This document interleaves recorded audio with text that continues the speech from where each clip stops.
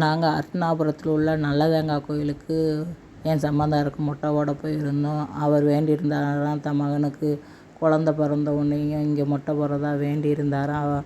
அவங்க மகனுக்கு 4 வருஷமாக குழந்தை இல்லை, அதனால் வேண்டியிருந்தார். அதே போல் அவர் வேண்டினபடி 1 வருஷத்துக்குள்ளே அவங்களுக்கு குழந்த பிறந்துருச்சு, ஆண் குழந்தை பிறந்தது. அதனால் மொட்டை போட போயிருந்தோம். போகிற வழியில் ஆண்மயில் பார்த்தோம். போகும்போது எல்லோரும் சொன்னாங்க, சிலை உடஞ்சி கிடக்க, அங்கே போய் எதுக்கு மொட்டை பொங்க வச்சு மொட்டை போட போகிறீங்க, நீங்கள் நல்ல தம்பி கோயிலில் போய் போடுங்கன்னு சொன்னாங்க. என் சம்பந்தக்காரர் நாங்கள் எல்லோரும் சொன்னோம், எங்கே இருந்தாலும் வேணுன இடத்துல தான் மொட்டை போடணும், சிலையை உடச்சிருந்தாலும் சக்தி அங்கே தான் இருக்குன்னு சொல்லி நாங்கள் அங்கே தான் போய் மொட்டையை போட்டோம். மொட்டையை போட்டு பொங்க வச்சு மொட்டையை போட்டுட்டு அங்கே இருக்கிற 7 குழந்தைங்க இருந்த சிலை இருந்தது.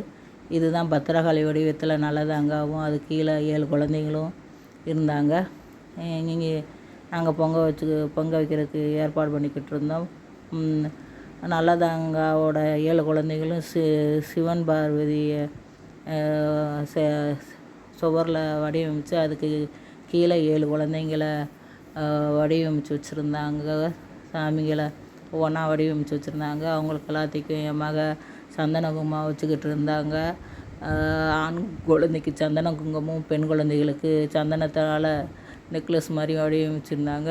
அவங்களுக்கு பொரி கடலை, பிஸ்கட்டு, தேன் மிட்டாய், சின்ன பிள்ளைங்க என்ன சாப்பிட்றோ அதை பூரா கொண்டு போயிருந்தோம். அவங்களுக்கு படைச்சிட்டு, பொங்கலையும் படைச்சிட்டு, தேங்காய் உடைச்சிட்டு, அப்புறம் அம்மாவும் காளி ரூபத்தில் இருந்தாங்களாம்.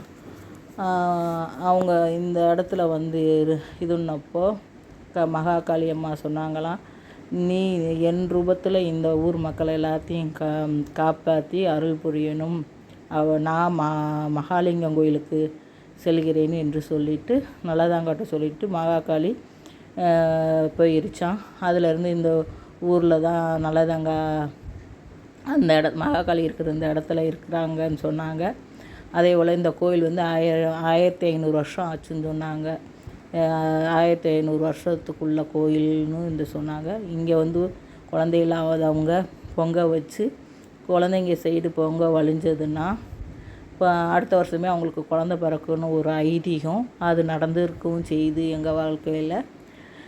ஆனால் அந்த ஊர் மக்களில் அவங்க சிலையை உடைச்சிட்டாங்கன்னு அவங்க கத்தி கதறி அழுததை நாங்கள் பார்த்துருந்தோம். அதே போல் நாங்கள் பொங்க வச்சுட்டு போன உடனேயும் அந்த அம்மாவோட பொங்கல் எங்களுக்கு கிடைக்கிறது ரொம்ப சந்தோஷமாக இருக்குதுன்னு சொன்னாங்க. ஏன்னா 5 நாளாக அந்த ஊர் மக்கள் யாரும் சாப்பிடவே இல்லையாம்.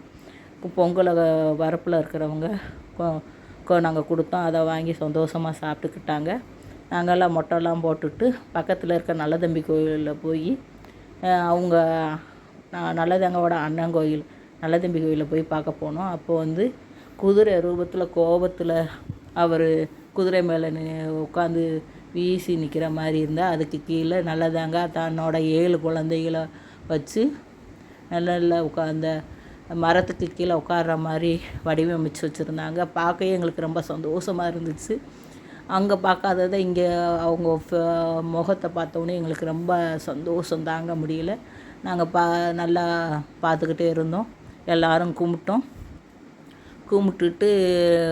கும்பிட்டுட்டு சுற்றி உள்ள எல்லா தெய்வத்தையும் பார்த்துக்கிட்டு இருந்தோம். அங்கே வந்து 2 குதிரைக்கு நடுவில் பத்திரகாளி வடிவம் அமைச்சு வச்சுருந்தாங்க. அதை நான் எல்லாத்தையும் சுற்றி பார்த்துட்டு உள்ளே இருக்கிற சாமி என்ன சாமின்னு நான் கேட்டேன். அப்போ பூசாரி சொன்னார், ஐயனாரும் பூர்ண புஷ்மக்கலாவும் இருக்காங்க அப்படின்னு சொன்னாங்க. எதனாலன்னு கேட்டபோது, இவர் வந்து தான் பொண்டாட்டியை சபிச்சுட்டு தன் உயிரை உயிரை போக்குறதுக்காக தன் ஐயனார்கிட்ட வந்து தன் உயிரை அடைக்கலம் பண்ணிட்டார், அதனால் இங்கே இருக்குது, இந்த கோயில் இதில் இருக்குது அப்படின்னு சொன்னாங்க. நாங்கள் எல்லாம் சுற்றி பார்த்துக்கிட்டே இருந்தோம். சுற்றி பார்த்துட்டு வந்தப்போ காசி ராசாவையும் அங்கே வடிவமைச்சு வச்சுருந்தாங்க.